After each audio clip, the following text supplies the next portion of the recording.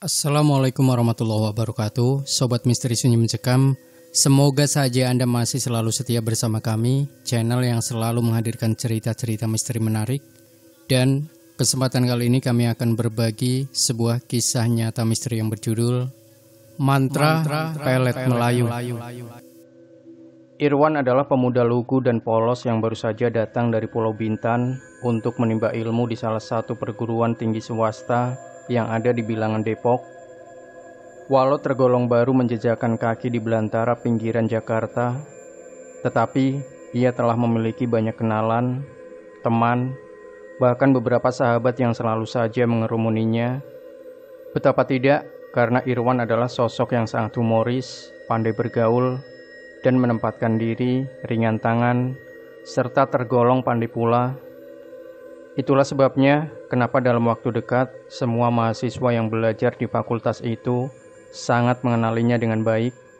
Bobby, salah seorang seniornya yang pecinta alam itu, terkadang meminta Irwan untuk membantunya dalam beberapa kegiatan. Akibatnya keduanya semakin dekat. Boleh dikata di mana ada Bobby, pasti di situ ada Irwan. Begitu juga sebaliknya. Kebetulan lagi, Laila, adik sepupu Bobby, juga satu angkatan dengannya. Seiring dengan kedekatan keduanya, diam-diam ternyata Irwan menaruh hati pada Laila, gadis cantik berkerudung, yang murah senyum, serta memiliki cita-cita yang demikian luhur, ingin menjadi sarjana kesehatan masyarakat, dan kelak bisa mengabdikan dirinya di daerah pedesaan. Cita-cita Laila itulah yang membuat Irwan jatuh hati. Maklum, ia juga bercita-cita ingin mengabdikan diri di kampung halamannya yang jauh dari keingaran. Kesamaan itu pula lah yang membuat Irwan dan Laila juga sering terlihat jalan atau berbincang bersama tentang berbagai hal, mulai dari mata kuliah, kehidupan, sampai dengan harapan yang diinginkan oleh masing-masing.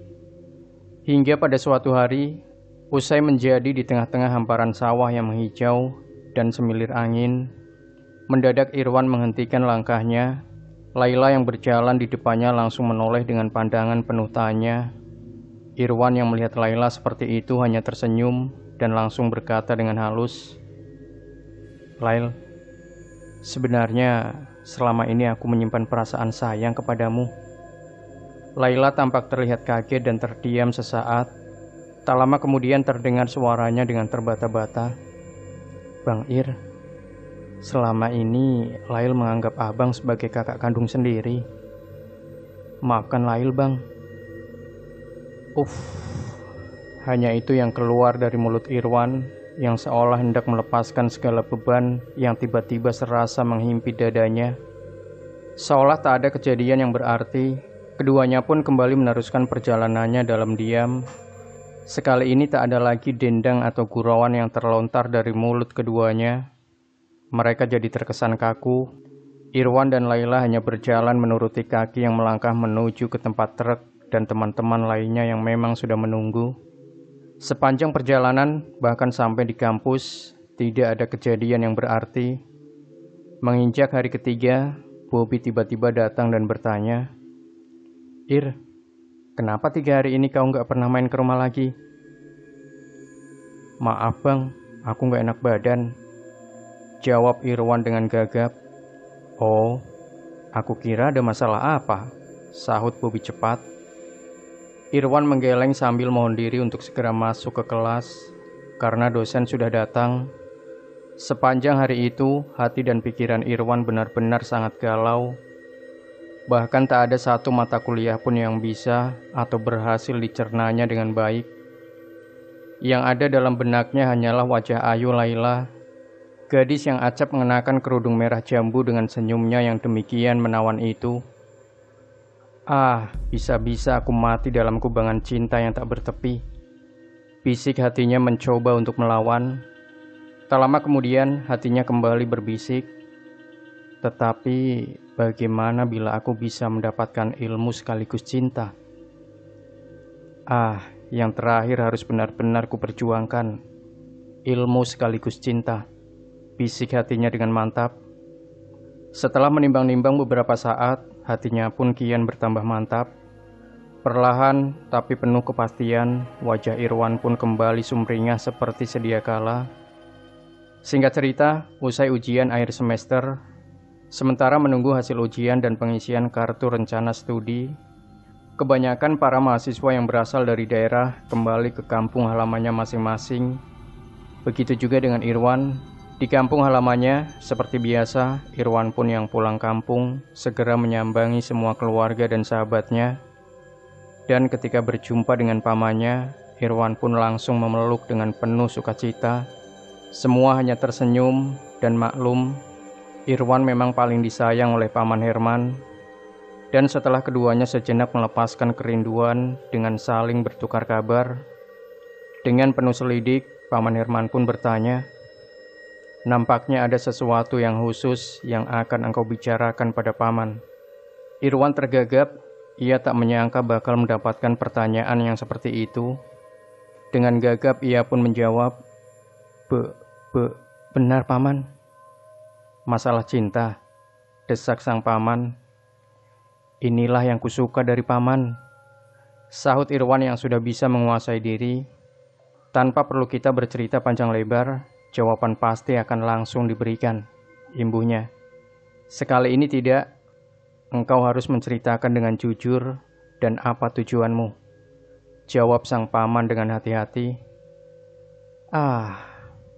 Sahut Irwan sambil menepuk dahinya.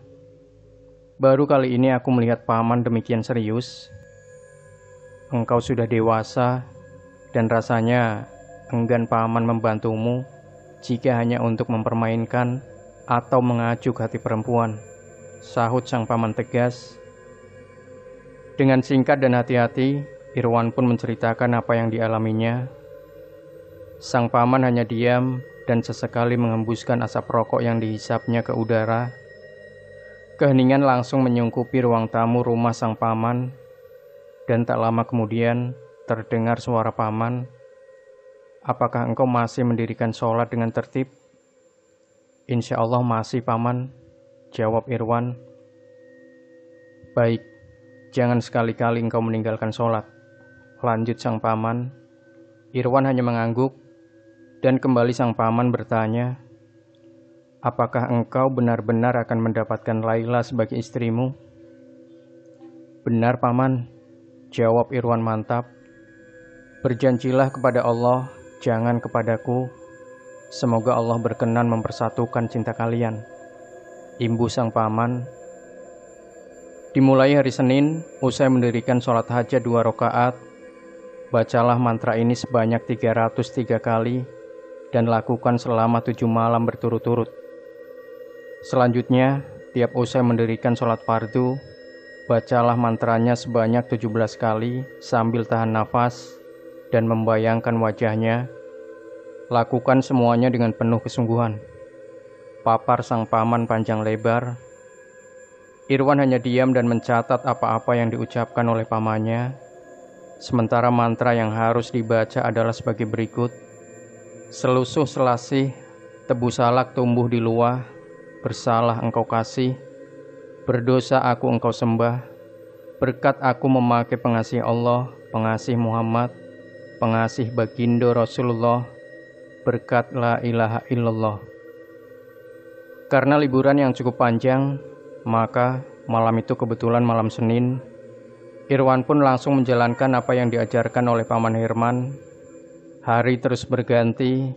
Pada hari Jumat, minggu berikutnya, pagi-pagi sekali HP miliknya tiba-tiba berdering. Irwan agak terkejut. Di layar terpampang nama Laila. Laila yang menelponnya. Dan dengan harap-harap cemas, Irwan segera mengangkat sambil langsung mengucap salam. "Assalamualaikum." "Waalaikumsalam." Terdengar jawaban Laila dari seberang sana lembut. "Bang, maafkan Lail ya. Dan kapan abang balik ke Jakarta?" "Mungkin beberapa hari lagi menjelang kuliah, Lail," jawab Irwan dengan hati penuh rasa gembira. "Oh, salam buat semua keluarga di kampung ya bang. I miss you," jawab Laila terdengar dengan nada penuh rasa cinta. "Insya Allah akan abang sampaikan. I miss you too." Jawab Irwan juga dengan penuh rasa cinta sambil terus melakukan sujud syukur. Sekembalinya di Jakarta, boleh dikata di mana ada Irwan, pasti ada Laila.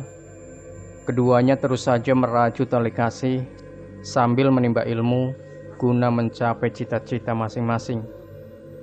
Demikian Sobat Misteri Sunyi Mencekam, tinggalkan komentar Anda, like, share video ini, subscribe channel Sunyi Mencekam, dan kembali nantikan cerita-cerita misteri terbaru dari kami. Wassalamualaikum warahmatullahi wabarakatuh.